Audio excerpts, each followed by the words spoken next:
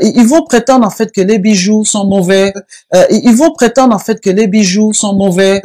Ils vont prétendre en fait que les bijoux sont mauvais. Mesdames, mesdemoiselles et messieurs, bonjour. C'est une petite expérience ici pour mettre en évidence les effets de l'ail et de l'or sur des cellules cancéreuses que vous voyez déposées dans un plat. Ce sont des cellules cancéreuses là-bas déposées dans un plat et on met à côté de l'ail pour voir la réaction. Vous remarquez premièrement que les cellules se rétrécissent et après s'éloignent de l'ail. L'ail repousse, on voit clairement que l'ail repousse les cellules cancéreuses. Oui, on va de l'autre côté pour voir, on voit clairement que les cellules s'éloignent de l'ail. Elles s'éloignent bien sûr de l'ail. Oui, oui, oui. On voit clairement que les cellules ne veulent pas s'approcher de l'ail. On fait maintenant l'expérience avec une bague en or et c'est l'effet contraire que nous remarquons. Nous remarquons que les cellules s'expandent premièrement et s'approchent de la bague en or et veulent l'engloutir. On va de l'autre côté, derrière, les cellules rebroussent chemin et s'approchent, bien sûr, se ruent vers la bague en or. C'est comme un miracle ici. Vous voyez clairement que l'effet de l'ail, quand on vous dit de consommer de l'ail, on dit que l'ail a des effets très positifs sur la santé. Et voilà la preuve ici. Voilà une petite mise en évidence et j'espère que vous allez prendre une bonne note. Ils vont prétendre en fait que les bijoux sont mauvais, ils vont prétendre que les mèches sont mauvais, même les pantalons quelquefois ils disent que c'est mauvais aussi. Mais en fait, qui est-ce qui a créé tout ça? Dieu nous a créé, mais après il nous a donné de l'intelligence pour avoir de la créativité. Donc les mèches c'est de la créativité aussi. Donc les mèches c'est de la créativité aussi. Donc les mèches c'est de la créativité aussi.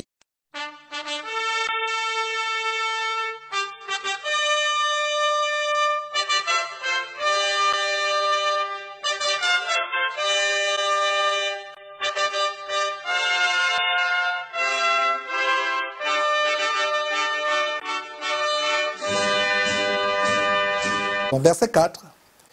Ils donnèrent à Jacob tous les dieux étrangers qui étaient entre leurs mains et les anneaux qui étaient à leurs oreilles. Jacob les enfuit sous le térébinthe qui est près de Sichem. Mes frères et sœurs, ouvrons une parenthèse avec les anneaux qui étaient à leurs oreilles.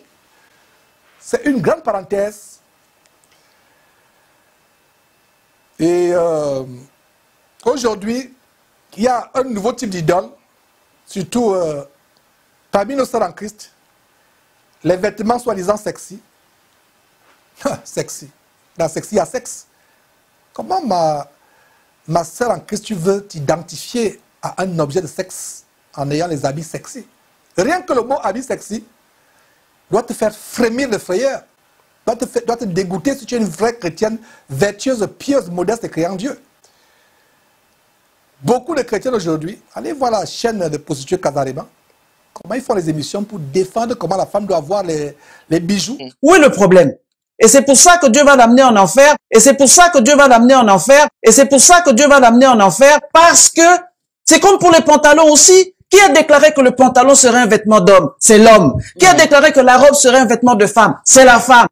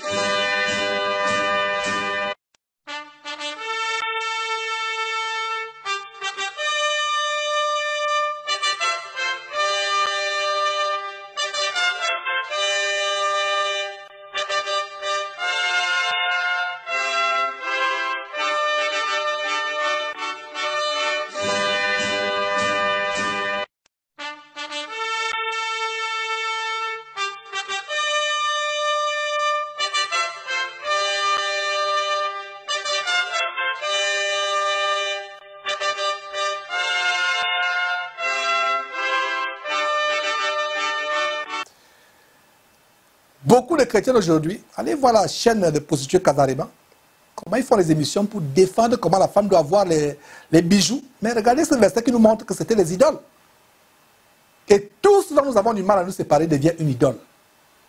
S'il y a du mal à me séparer de quoi que ce soit, ça devient une idole. Christ est mort pour nous sur la croix. Il a donné sa vie pour nous et nous avons du mal à nous séparer de quoi que ce soit. Ça veut dire que c'est une idole. Et les idoles doivent être détruites et non vendues pour amener d'autres personnes à suivre Satan. C'est le même qu'avec les livres et autres objets de magie ou de sorcellerie. Et nous voyons comment en Éphèse, au chapitre 19 de Actes, chapitre 19, verset 19, comment les chrétiens nouvellement convertis avaient brûlé leurs livres de magie. Ils ne les avaient pas vendus pour se faire de l'argent et ruiner la vie d'autres personnes. Et détruire la vie d'autres personnes. Mais ils les ont fait quoi? Brûler, selon Actes chapitre 19, verset 19. Donc mon frère, si tu as une idole ou un livre de magie qui peut-être qui t'a coûté cher, mais qui a détruit ta vie, vas-tu le vendre pour qu'il détruise aussi la vie d'une autre personne? Ou vas-tu le détruire?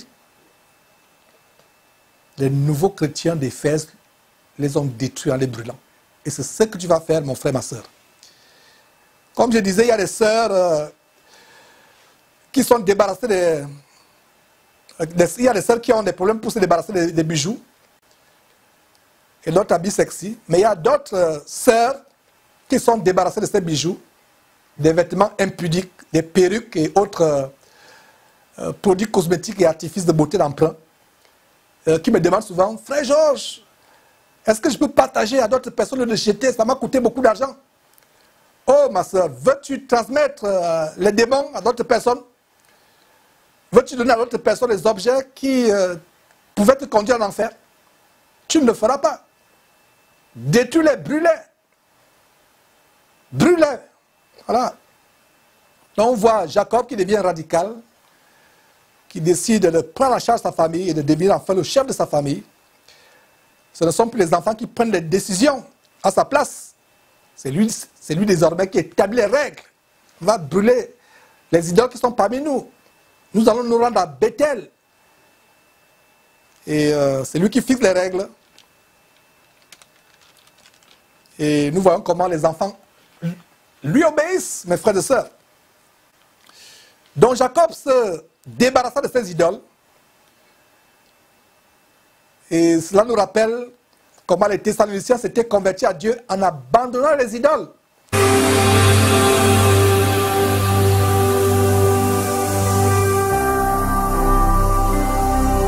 Jésus-Christ TV, vous connaîtrez la vérité et la vérité vous affranchira.